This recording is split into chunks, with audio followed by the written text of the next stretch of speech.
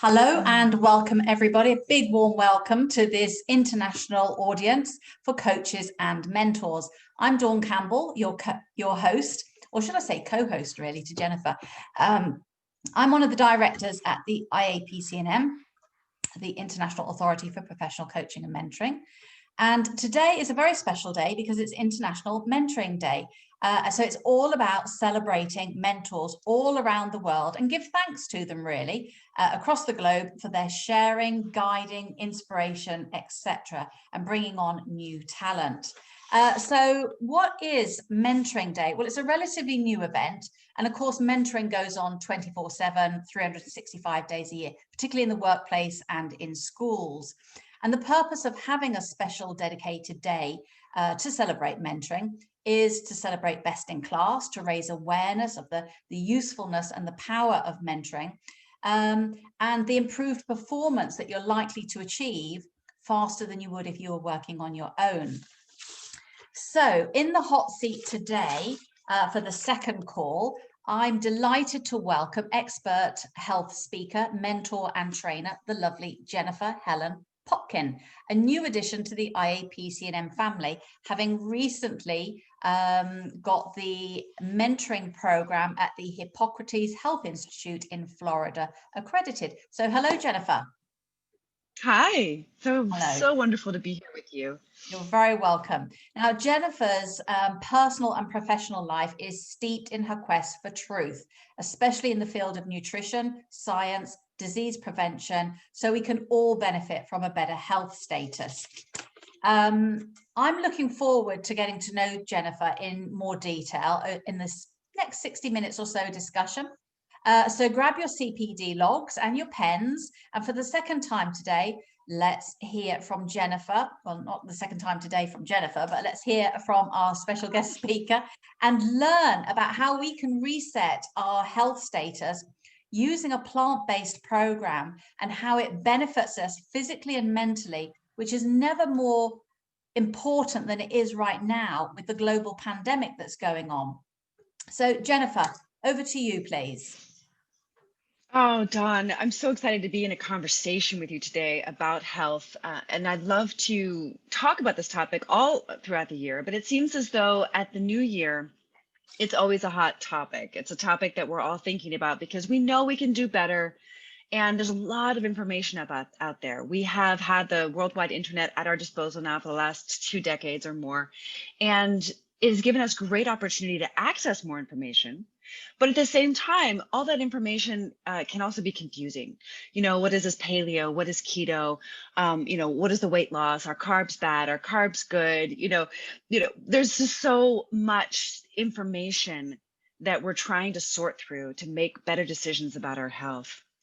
And, I've been involved in creating behavioral change methodologies for different medical groups. So, for example, we were working about 7 or 8 years ago on, lifestyle medicine protocols for cognitive impairment, or lifestyle protocols for cardiometabolic, such as heart disease, diabetes, weight loss, cancer, or lifestyle medicine protocols for RNA, DNA, in vitro fertility, and healthy pregnancies. And so just looking at like the vast opportunity for prevention of disease, on that side of things, because so many millions of people across the globe are afflicted with these very serious life-threatening diseases that are completely preventable with lifestyle, with changes in your lifestyle. And the more I learned about nutrition at a master's degree in nutrition, the more I realized it wasn't only about what you eat. And then the more I realized about that, the intention behind it, like if I'm eating kale all day, it doesn't really matter if I'm feeling guilty, or if I'm feeling like, oh, it's not enough, or I'm not good enough, or, any of that nonsense. I shouldn't say nonsense, but it's a dialogue that happens inside of all of us. And that's why they say, don't add a guilt trip to a binge trip, because you're making it. It's true. It's so true. And it's really hard to get out of that blame shame cycle, especially when we know better. And sometimes when we think we know better, it's false information. And that's the tricky part about this internet, this information overload that we all have, because carbs are not all created equal. Fiber is not all created equal. Protein isn't as polarized as we think it is. And that's what, the big thing that they say on a plant-based diet you shouldn't do. But the more I learned about nutrition, the more I realized, fitness, and I'm very much steeped in the practice and science of yoga. It's a huge part of who I am and who I'm becoming. And so I've been practicing Iyengar yoga for 21 years, and then yoga for 27 years. And it is a huge part of my everyday, and has been consistently over these decades. And the more I learned about fitness and embodiment, the more I realized that it wasn't just about nutrition. It was about nutrition and movement, right? Not just fitness, but movement. And then, of course, without the coaching, the mindset piece, which also is a way to have spirituality, in my opinion, really opening yourself up, co-creating a solution with forces that are not in your control entirely. That this was the magical formula to end suffering, to create freedom. And that is what I do in my work, is I really have developed expertise in these 3 pillars. And the combination of them has really created a tremendous amount of freedom for literally thousands of people all across the globe. And the mentoring piece, like you said, is the key, because without support, we really can't achieve what it is we need to achieve. And that was always the key, especially in those medical groups that I mentioned earlier, is having that person, the mentor or the coach, depending on what role they were serving, was the key ingredient, and is the key ingredient in every successful behavioral change methodology, which historically are AA and all of their NAOA, Alcoholics Anonymous, and all of those things, because of the sponsor infrastructure, which is kind of like a mentor, and Weight Watchers. And they have the meetings, right? So there's always this accountability structure in the most successful behavioral change methodologies. And whenever we're starting something new, especially when it comes to health, we do need support. We do need guidance. And that's where the mentor comes in. And we know that people will be more successful, myself included, if I have support. So that was a little just a little, dovetail off of what you started with. Yeah, lovely. Thank you. I mean, I completely agree, and I'm sure. And if people on the call want to put their videos on and raise a hand and ask questions, you're more than welcome, because I know Jennifer wants an engaging discussion rather than using a slide point presentation. Although she's got slides to demonstrate a particular topic if you want to, but don't be shy, but don't feel pressure either. So you're absolutely right. Accountability is key, and I know as a living foods practitioner myself, which I thought I have to come to this call with my liquid lunch, my green juice, is that when people come here to my retreat, and I'm coaching in the kitchen and teaching, it's a completely different scenario to when they go back home in their own environment and need mentoring to stay on track. Because when they're back home and they've got all those other influences and family saying, really, is that all you're going to have for lunch? Surely that can't be healthy to just have green juice and all that sort of thing. They really need mentoring, probably more so than the coaching, to adapt. But I mean, what are your views on that, Jennifer? Well, I've been thinking about this for a long time, and I've been working in the professional field for a long time and creating programs, for dozens of different programs in this area. And I think that whenever I would educate people without the coaching methodologies, it didn't work. It was more an authoritative relationship, telling people what to do and how to do it, and it didn't work. And then the more I learned about coaching, the more I realized that I needed to create a fusion model where I was part educator to help clients get correct information about what works for any given situation based on my education. And then once they had the how-to, then the work started with, why are they doing it? Why are they not doing it? With which way of being are they doing it? Which is going to then be directly correlated to the outcomes that they are creating. So it was as if I was completely unable to create sustainable results without the coaching and mentoring. I'm combining them, and that's not actually accurate. The mentoring, you really are forced to be more of an example. You really are needing to be right there with them in a way that's different in terms of the co-created relationship of a coach But I do find that with the coaching methodology that we're able to make much bigger and much longer changes to people's lives, because anyone can lose weight for 10 days or 2 weeks or even a month. But to keep those sustainable changes, to make it part of your life, to make sure I've got the ingredients for my green juice and that I'm actually taking the time and changing my morning ritual from my coffee or tea to my wheatgrass and green juice, and then the difference in vitality that I can experience. But to start those new neurons that are firing and wiring together takes its own time. And you actually need the education, because you can't make a decision, Dawn, unless you're convinced it's a good idea, unless you're like, oh, well, I'm going to spend a couple $100s a month on these ingredients, or pounds, wherever you are in the world.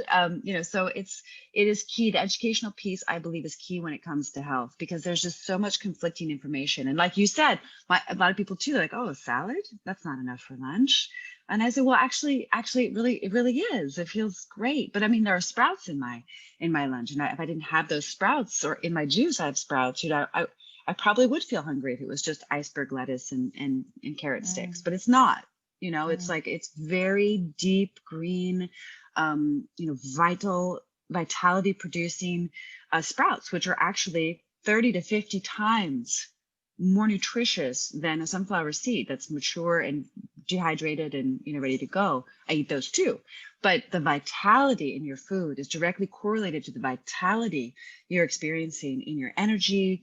And then you can do your work. You can be a better entrepreneur. You can be a better coach. You can be a better mom. You can be a better neighbor. You can be a better partner, whatever it is you're up to. It feeds into all of that. And as a kid, I don't know if you know this, Dawn, I was in a wheelchair. Yes. They thought I had leukemia.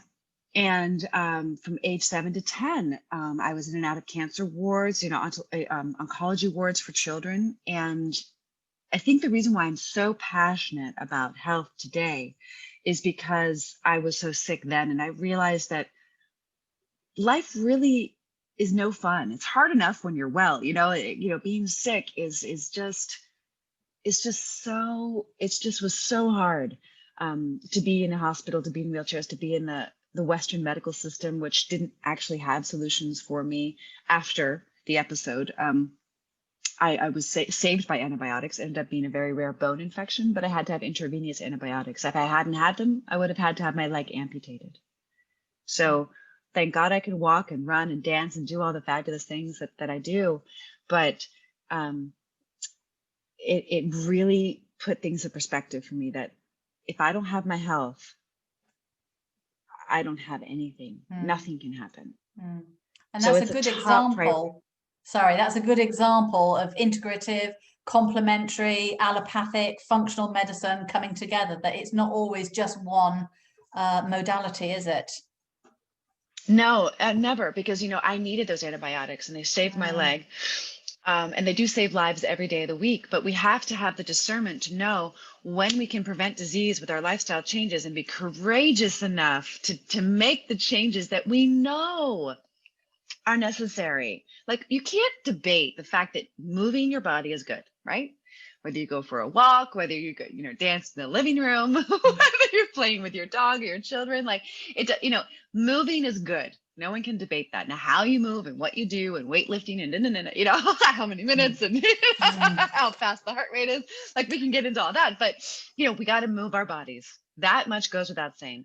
And no one can debate that eating vegetables are good. It's good for you. Now, do you only eat vegetables? That's a whole other topic, but eating vegetables is good for you. And the more plants you can eat, the more I see an increase in vitality. But this is the interesting piece that I actually just learned a few years ago.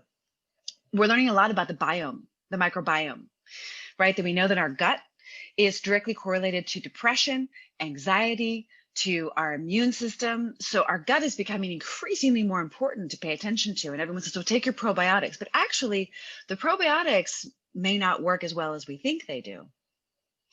It is actually dependent on the quality and variety of fiber that we're eating that determines the health of our biome. the good bacteria live on the fiber and the variety of fibers. Like the fiber from a pear is different than the fiber from a squash, which is different than a fiber from a tomato. So we need a variety of different types of fiber, insoluble and soluble, and those phytonutrients that go along in those perfectly packaged vegetables and fruits that we know are good for us, and is completely not debatable. Everyone knows vegetables and fruits are good for us. And we need the variety of fiber.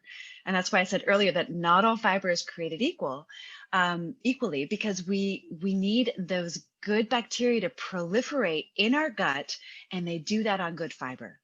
And if you have a diet high in animal protein, it's not a good environment for the good bacteria to grow. That's what they found through their research. So that's really interesting. It's not so much how good your probiotics are, it's how much fiber you're getting in your diet. It's actually way more important than we thought of regular bowel movements. It is a whole nother world of opportunity for our bodies and our minds and our spirits, because, when we're happy, everything's better. Yeah. Well, I mean, there's been a couple of case studies, haven't there, where they've taken away meat, say from a prison, and they've introduced meditation, how everybody's life is transformed. The wardens, the prisoners, there's less aggression, there's more compassion, there's more healing, and so on. So, yeah, I mean, a lot of people would say that having meat in your diet is, responsible for a lot of the aggression. So it's not just what's going on in your gut, but it's how that food affects your mind as well.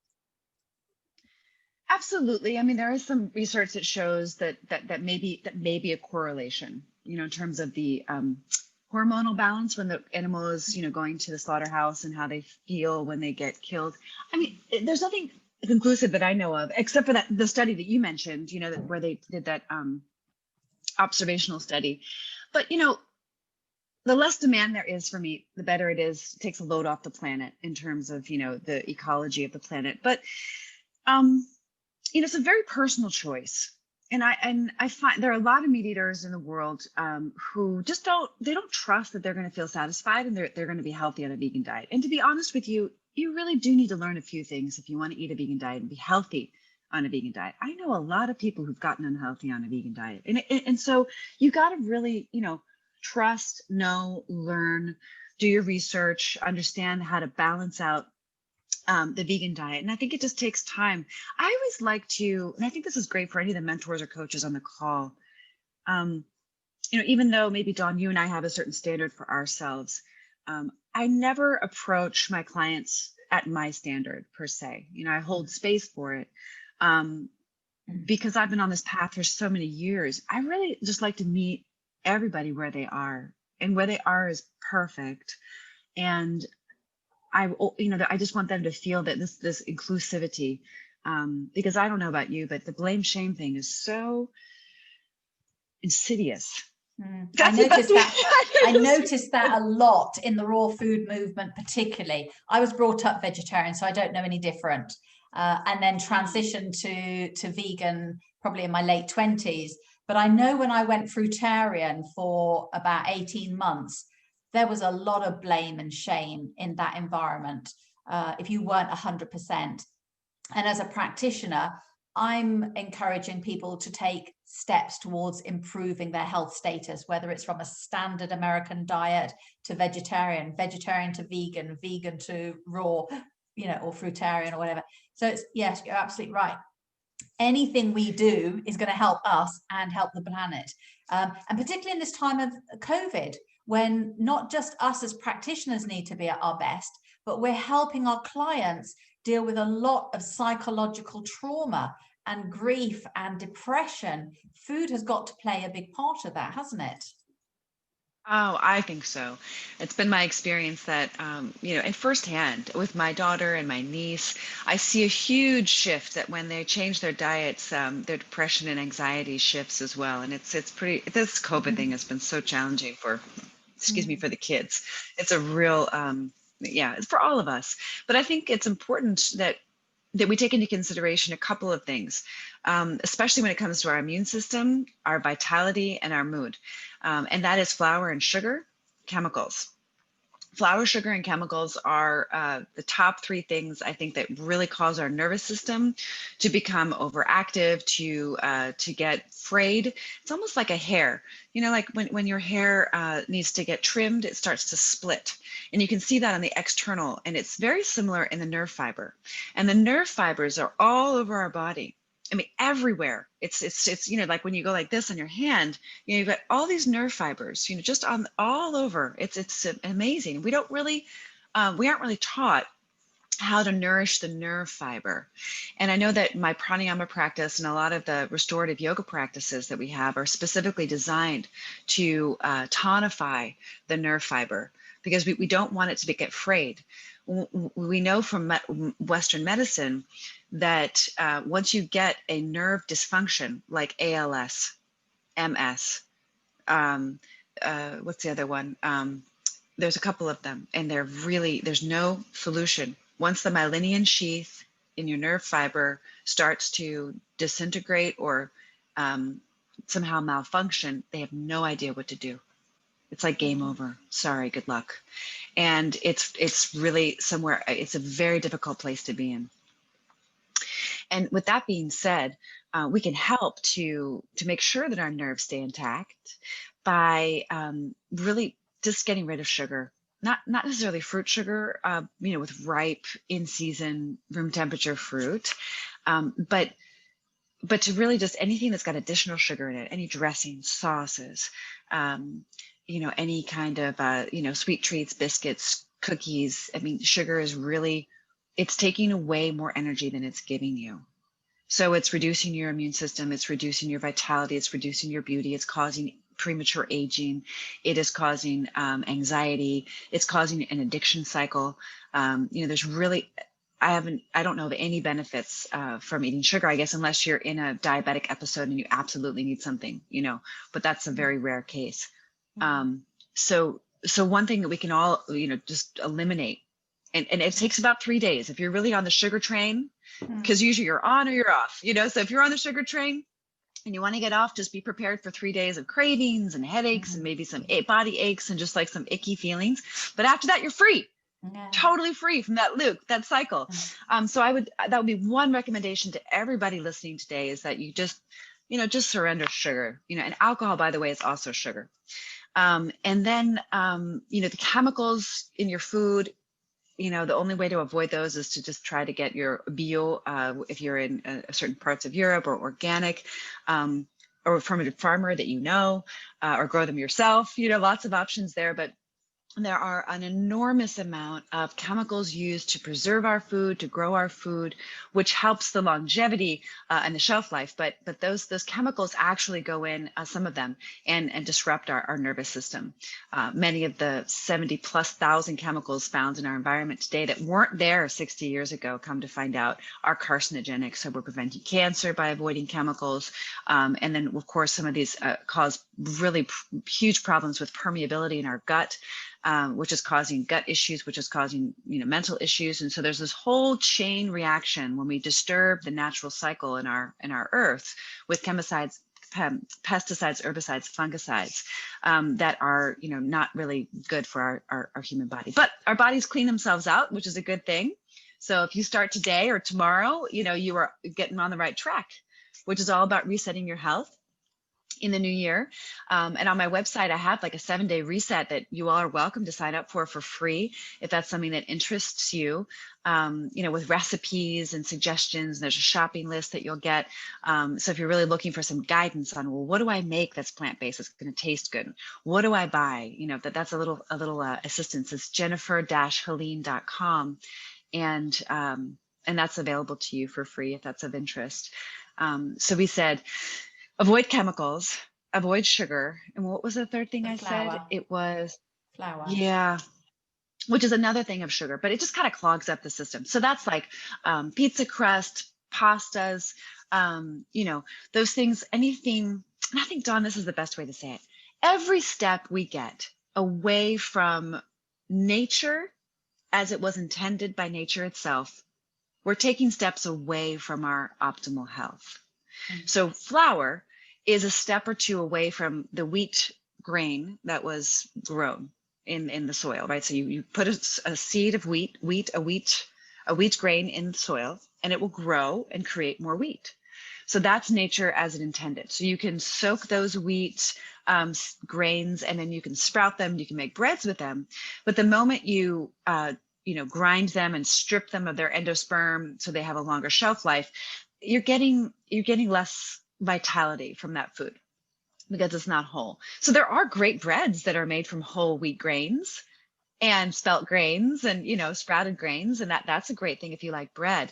But the flour itself is really not going to be producing a high quality energy. It's just going to kind of muck you up and clog you up. So what do? Like, if bread is like one of your main loves, which it was mine for so many years, I just found new ways to make bread. I actually just posted recently about a new way to make flatbread, and I'm making things in my dehydrator right now. And there's just all kinds of ways to enjoy food and the textures and flavors you love, but that can give you vitality instead of take vitality away from you.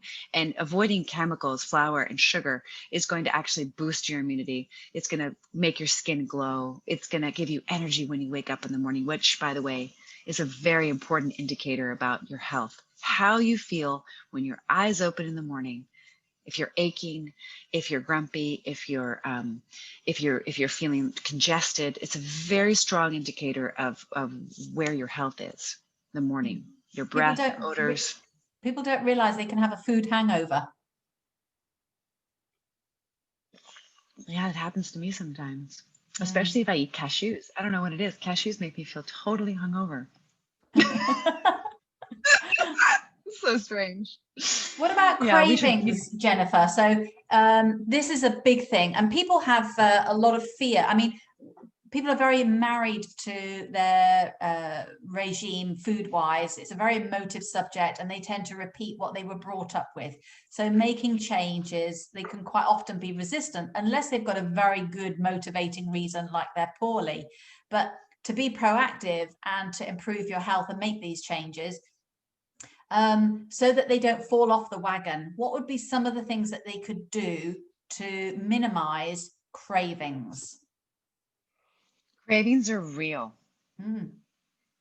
And the beautiful work that a mentor or a coach can do for themselves as well as for their clients, and then one of the most valuable pieces of work you can do, is cultivating the discernment between a craving that's a somatic craving, like a physical need, versus an emotional need that's not getting met, that food is replacing. So what's eating you type of thing? Yes, this is a very important thing for all of us to start to tune into, because we have this innate wisdom inside of us. And oftentimes I find that clients either have the need for salty, crunchy, or soft, creamy, sweet. Those would be two main categories of cravings. And usually the salty, crunchy is when you're feeling frustrated and you haven't really resolved some of the conflicts of the day. And then you're going into, I just need something salty, crunchy.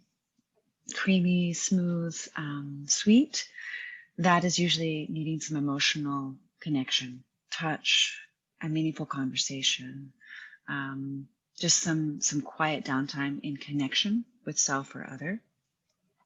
And it just takes too much time to work out the frustration, or to figure out the whole touch thing, if you're not in partnership. Or so I think that we reach for food oftentimes, and that craving does manifest. But sometimes it's actually a physical craving. I don't know about you, but sometimes I'm vegan, but sometimes I'm like, wow, I really want goat treats. Why do I want goat cheese?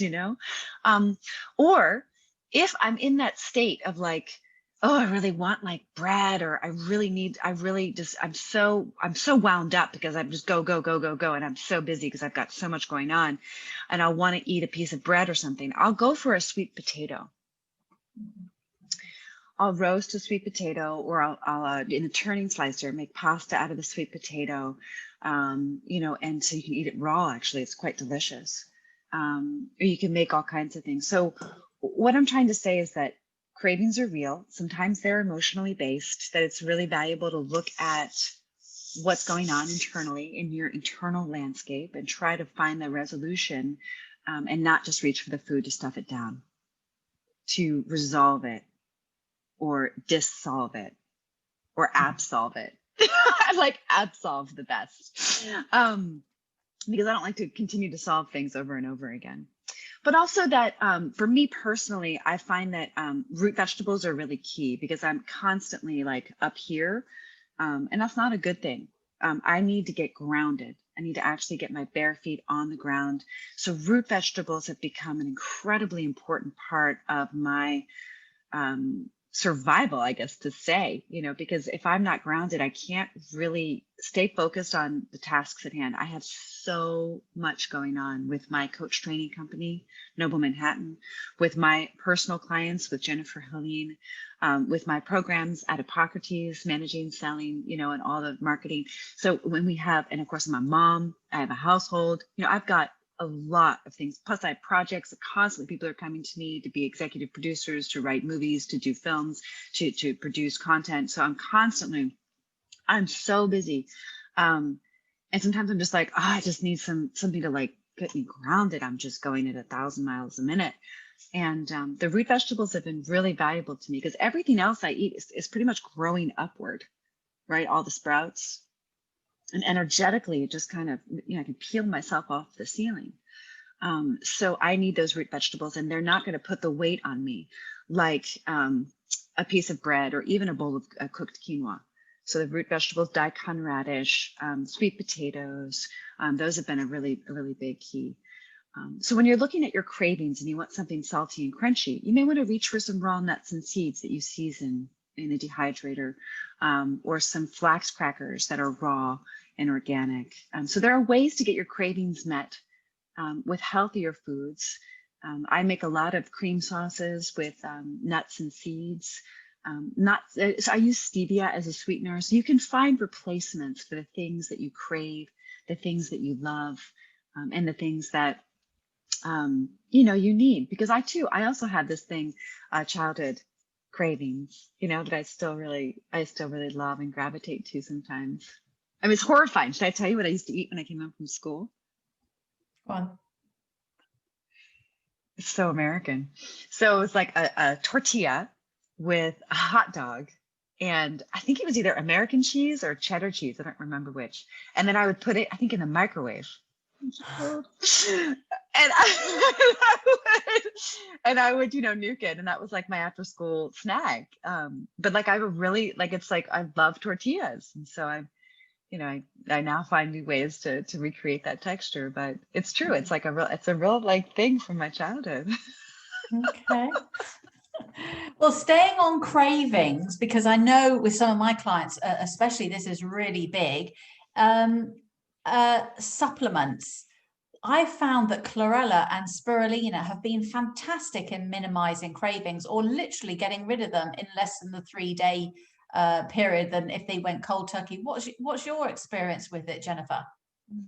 Well, I love that you're bringing up this point, Dawn, because it's a really valid one. A lot of times we crave things based on somatic deficiencies, which we can't really know unless you do a very specific blood test called SpectraCell. And it's quite real. Many of us are deficient in selenium and zinc, and a lot of micronutrients, because even if you're buying organic food, the soil doesn't have the micronutrients that it needs to because of our farming techniques. So we are constantly deficient in minerals. And so I actually take a mineral supplement every day of my life, because I know that we're not getting it from our food. We're not getting it any other way. And it makes a huge difference for me. I love chlorella. I especially love it for children, babies even. Like I think chlorella is an incredible food.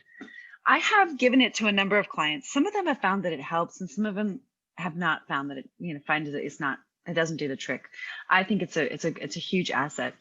A lot of people debate like, well, do I have to take this for the rest of my life? And my answer is yes. I mean, absolutely. But some people, it's a little bit outside of their comfort zone. But there's no doubt that in all the cancer research, and I've interviewed some of the top people in chemo prevention through phytonutrient therapy, very interesting work from the University of Oregon and the Linus Pauling Institute. One of the stars of their research is chlorophyll. So the more chlorophyll we can get into our bodies, the better off we are. So that's the color green, the phytonutrient color green that you find in food. So broccoli, kale, collards, all those, arugula, all those deep green foods, spinach, very easy to find, are great to, have in your life. And that is, that'll be a concentrated form of chlorophyll. Chlorella is taking it to a whole nother level. They also say that, it helps you to detoxify, right? So that's essential too, the spirulina and the chlorella. It is, it's a budget issue for some people. It's a specialty food. Yeah, so I love to, for the right kind of person who's ready for that. Absolutely, I think it's wonderful. I've been taking lately liquid chlorophyll, Dawn, and finding it's giving me a different level of vitality. I don't know if it's the form where it's liquid and it goes right in, but it's really been powerful. It's a new thing for me. But I think those are great things to help people with their cravings. It does help. I think vitamin C surprisingly also helps a lot when you're going through those withdrawal periods, especially in those 3 days that you mentioned. But I do love chlorophyll. Spirulina I have some mixed feelings about, and I'm a little bit shy to say that on a public forum like this, but I have to be honest and authentic with you and all of you. Everyone raves about it. They love it. It makes me feel a little bit funny. I don't know. I don't know how to describe it. Yeah, but I promote it. I have friends who grow it. Very close friends who are their whole lives are dedicated to it. And I do take it from time to time, but it's not something that I don't know what it is. Well, Fresh, they do frozen. say, it's not one size fits all. And that's a classic example of it, isn't it? You can only try these things, become educated, try them. And if they don't work for you, find something else. And if they do work for you, great.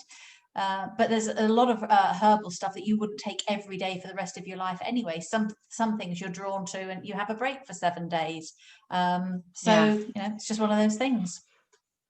Yeah. And I've been really lately, going back to immunity on mushrooms, really been really interested in taking medicinal mushrooms, turkey tail, cordyceps, reishi, chaga. I find these reinforce vitality at a very deep level. And the learning never stops, ever. It's just constantly growing with Ayurveda, macrobiotics, and all the different healing arts that have been tried and true over the years. Living foods is definitely a powerful, powerful thing. But again, I have to balance it a bit. And so there's just the learning never ends. And the older I get, the more I am, noticing things are changing and I have to modify. And, it's quite a beautiful thing. But this innate wisdom and accessing it is key. I led a goal setting webinar earlier this week, and I'd love to bring a little bit of that wisdom into this call, because those listening, we've been given a lot of really interesting information, but I'd love for everybody who is taking the time to listen, your valuable time, a moment to really write down what it is your health goals are. What is it that you would like to see for your health and your life? I mean, I know I could share mine, but do you have any for you, Dawn, this year?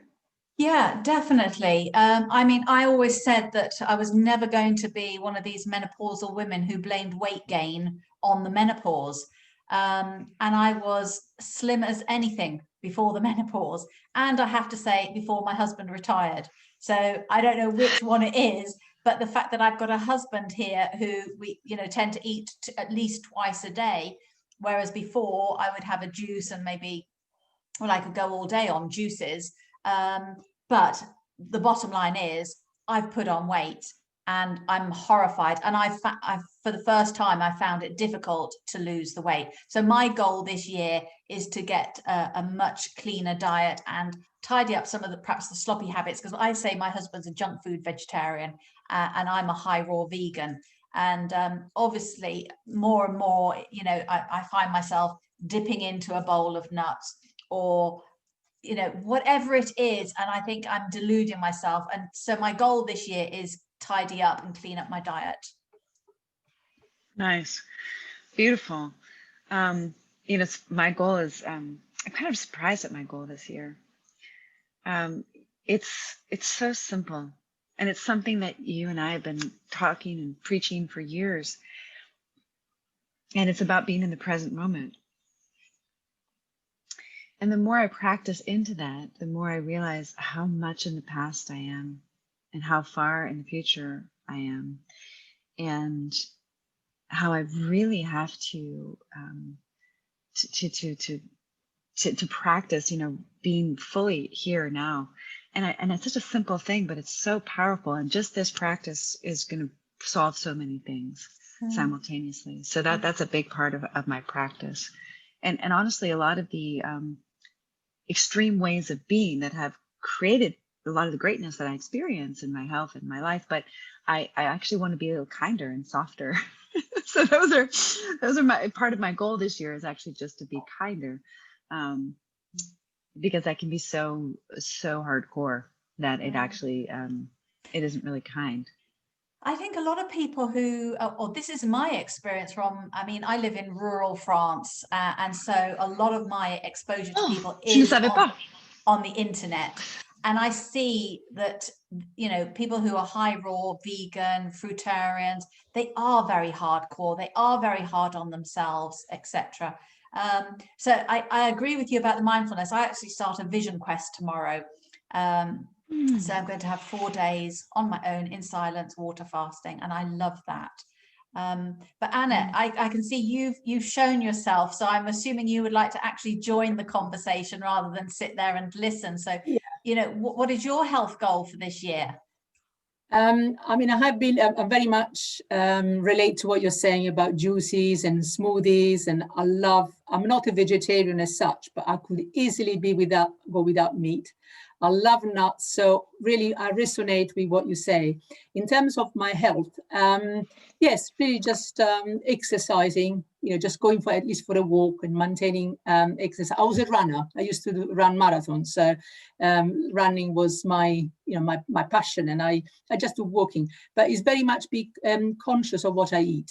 I think this craving, I was interested in what you said about cravings, and I find that if emotionally I'm stable, or it depends what I eat, I don't really have cravings. If I you know, with my juices or my smoothies, if I know that I'm not as consistent as I should be, then I have cravings. So it's really maintaining, giving the body the food that needs. You know, I'm not. We have a very, very simple diet, and we don't have.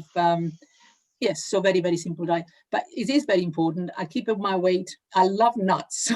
Again, nuts. Yeah. I know that, you know, I can have too much of a good thing. So it's, again, the balance, you know, the balance. So so my aim is to maintain my weight, not to go, you know, have my limits. Just be mindful of that. And really drinking water. I mean, to me, I need to drink water because I have had problems when I was young. My body really went to a bit of a shock, because from a countryside diet, I was in Rome, and literally my body had a shock, and I really never recovered from that. So I have to be very careful for, you know, fiber, water, and exercise also helps. So, you know, what you are saying is so important. And then having accountability. You know, I've been accountable. I said I was not going to go above a certain weight, and then really, you know, sticking with that. But also concentrating on the experience of being well. You know, when, for instance, I want to binge, I said, no, hold on, what really matters to me? What is really important? That's one I've been working with. I don't really do very much on the weight or health. I just really more on the emotional element, but really saying to people what is really important. So I keep reminding myself, but what matters to me when I feel that, oh, I want to have another biscuit, or so is really just being present, being aware of what matters. And of course, so we know it's, Italians are brought up surrounded by food. I mean, that's what Mama does. She nurtures the family with a table laden down with food. So your adult diet, from what you're saying, is very simplified and different to the childhood one. Yeah. Yes, and also, in fact, one of the things that helps, actually, my husband is allergic to various things. He can't really have spices, etc. So that just got into us a very simple habit, you know, just very simple food. We call it boring. Simplicity is really good. Simplicity is good. Yeah. And then we've got Julia from Switzerland who's showing herself. So please join the conversation, Julia. Hello. Thank you. Thank you so much, Dawn. So I was just listening to Jennifer really about, you know, the craving and more importantly, the bread, because I love bread. I'm in love with bread. Bread, cheese, and wine. Oh my goodness, this is a dream. And I want to, how shall I say? I want to have a goal which is tangible, which is realistic for me. So I want to reduce to eat bread as much as I can, yeah, because to completely have that in my mindset, you cannot eat it, makes me to crave for it. I don't know, it has got I know, it's true. No, absolutely. So this is what Julia, yeah. I love that we're on this call today. Like, and I love this so feminine like conversation. It's really nurturing. I don't know if you know this, but I lived in Switzerland for 10 years. And I lived in the canton of Fribourg in a little village called Bulle. And nice. And so I'm very familiar with how exquisite the bread is in Switzerland. I mean, it's like, it's extraordinary. And the day I gave up gluten was a very sad day when I lived in Switzerland. It was really tough.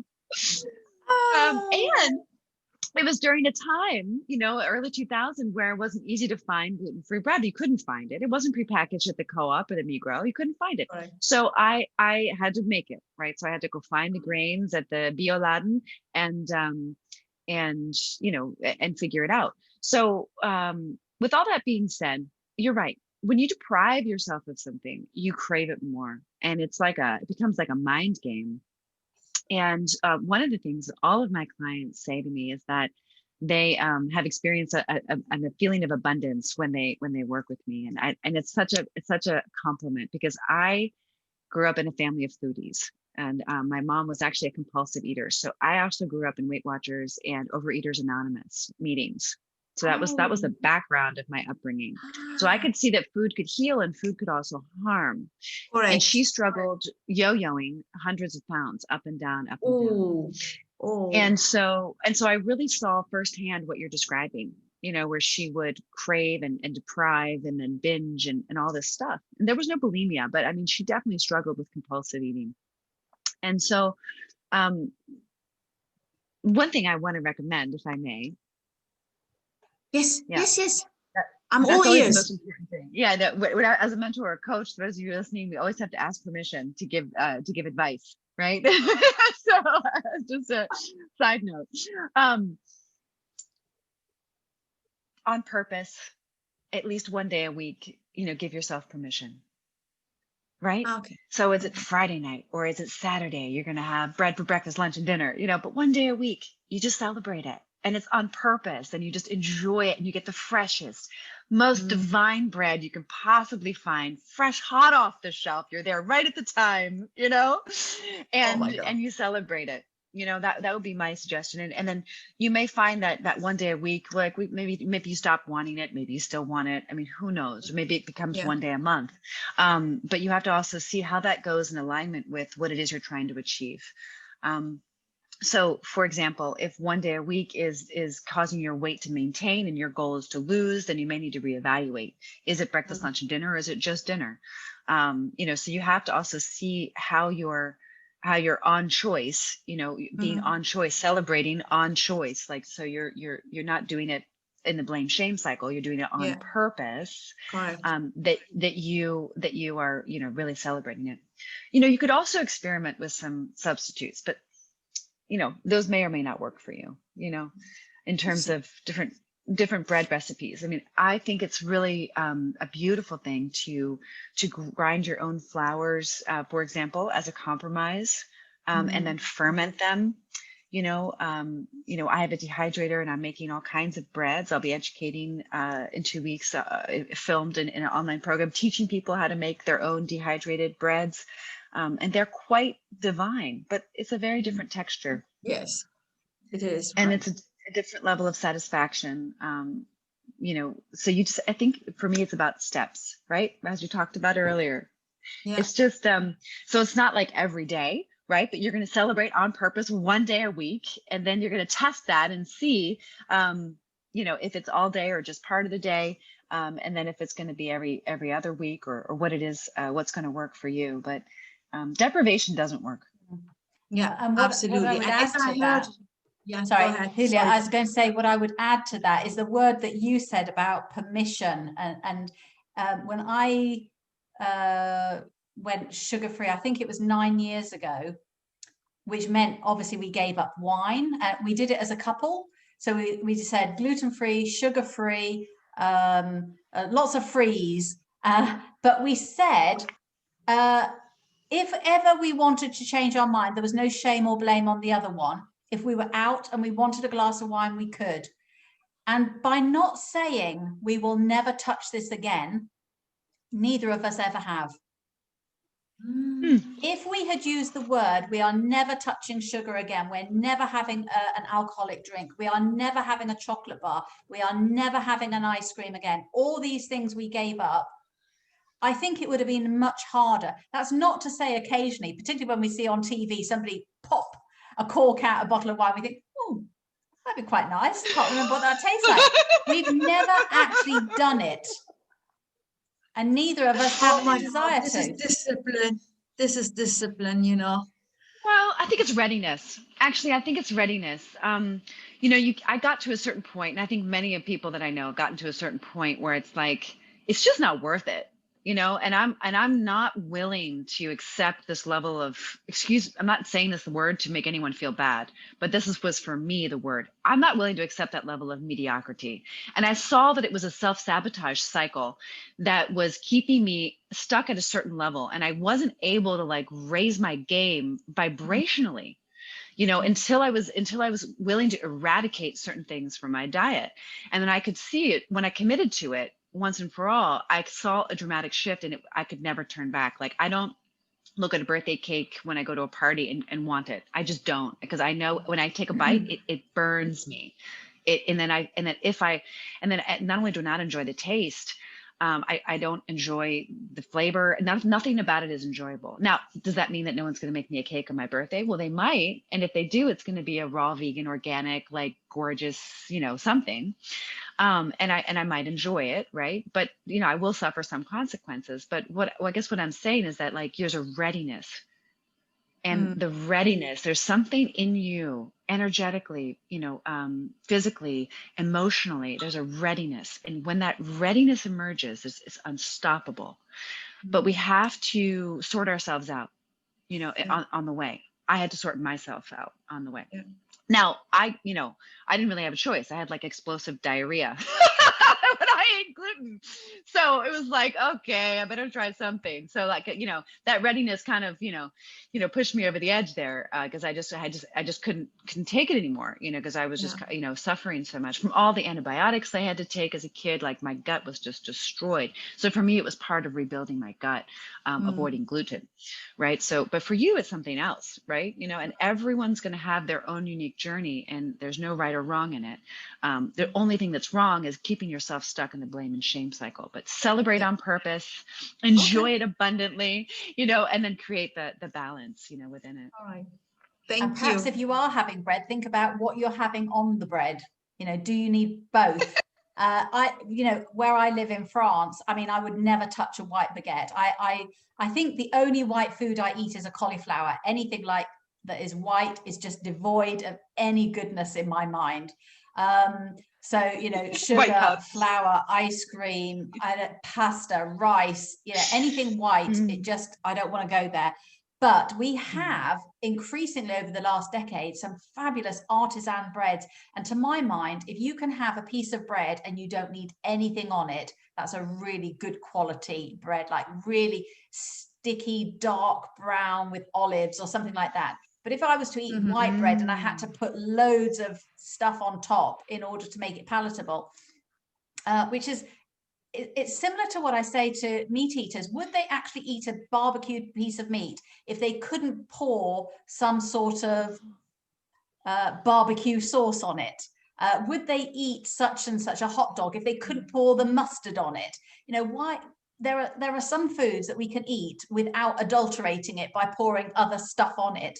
And that's my philosophy around bread. If I can find a good bread which doesn't need to be covered up with jam or cheese or whatever, then to me that's a good bread and that's a real treat.